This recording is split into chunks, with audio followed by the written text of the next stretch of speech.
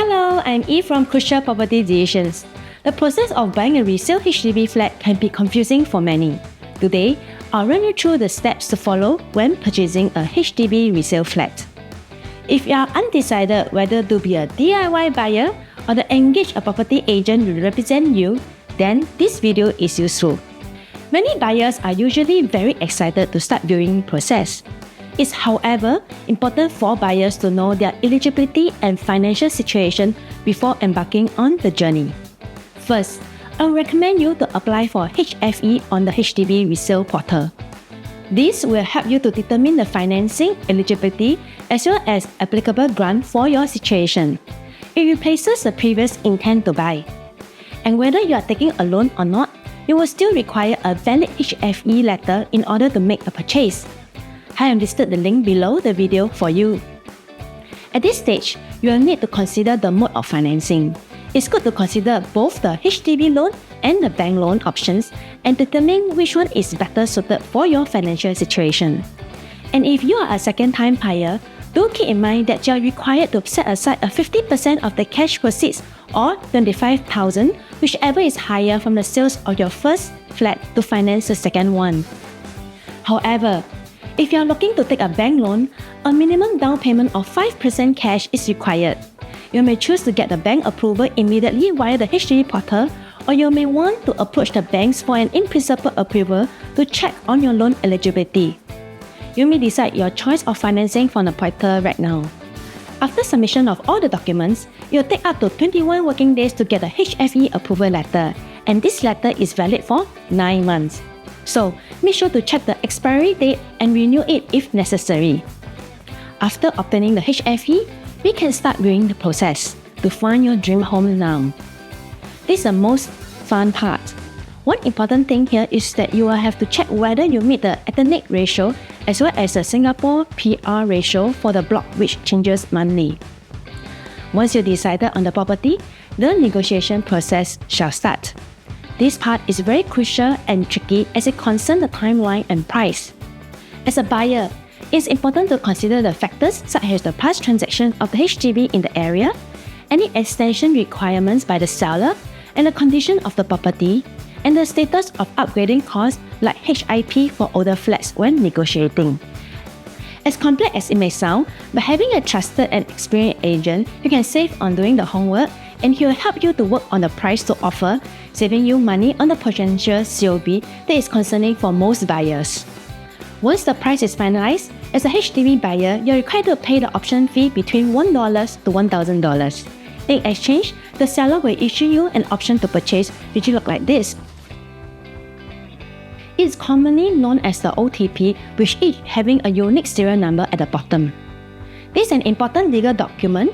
With that, you can choose to exercise the option or not. It's important to note that the option fee is not refundable, so buyers should only place an option fee on a unit that they are seriously considering to purchase. Sellers are only allowed to issue one OTP for their unit at a time, but buyers can place option fee for multiple units if they want to. Within 24 hours from the time of the OTP is issued, you have to put up a request for valuation on the HDB resale portal. You need a clear scanned copy of page 1 of the OTP. The valuation request costs about $120, and the outcome will typically arrive within 10 working days. Once the valuation report is available, and you have decided to proceed with the purchase, you can exercise the option by signing on the acceptance portion of this page 8 of the OTP. However, if you plan to take up a bank loan, remember to obtain the letter of offer from the bank before exercising the OTP. It's essential to be aware that the option expiry date, which is 4 p.m. on the 21st calendar day after the option date. If you miss this deadline, the option will be considered lapsed. If you still intend to purchase the same flat, a new OTP with a new serial number will need to be generated, and the entire process will need to be repeated. If you decided not to exercise the option after receiving the valuation report, you can allow the option to lapse.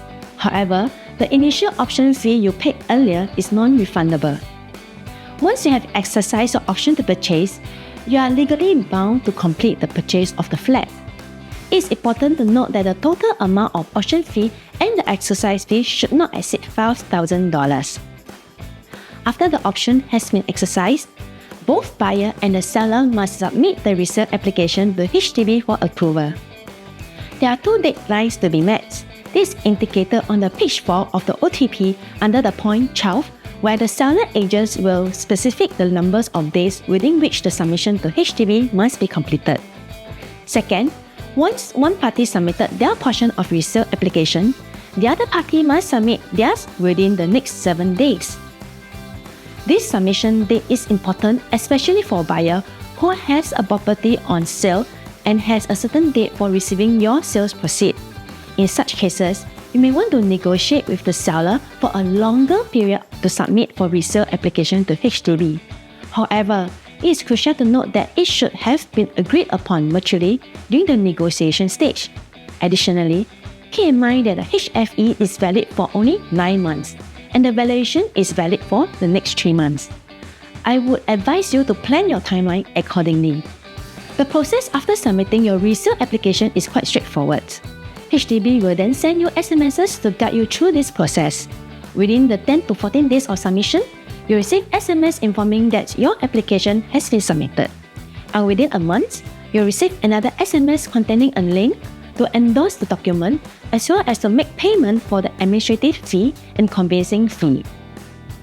HDB will then carry out an inspection on site with the seller to ensure that there has no unauthorized renovation work done in the flat. As a buyer, it's advisable to make an appointment with the seller's agent to conduct a final inspection maybe a few days before the completion date to ensure that the flat is vacant and ready for handover. You have to pay the balance purchase price and outstanding stamp duty fee on or before the resale completion appointment. Both buyer and seller will have to be present for the final completion appointment. If you are taking a bank loan, your private law firm will represent you for the completion. In summary, the buying process for HDB resale flat usually takes 10 to 16 weeks, depending on how complex the case is and the HDB schedule. That's all for today. I hope I provided you some clarity on the HDB resale buying process. Remember that home ownership is a long-term commitment, so it's important to be prudent and plan carefully. If you have any questions, please reach out to me. Thank you again. I'm Eve from Crucial Property Decisions.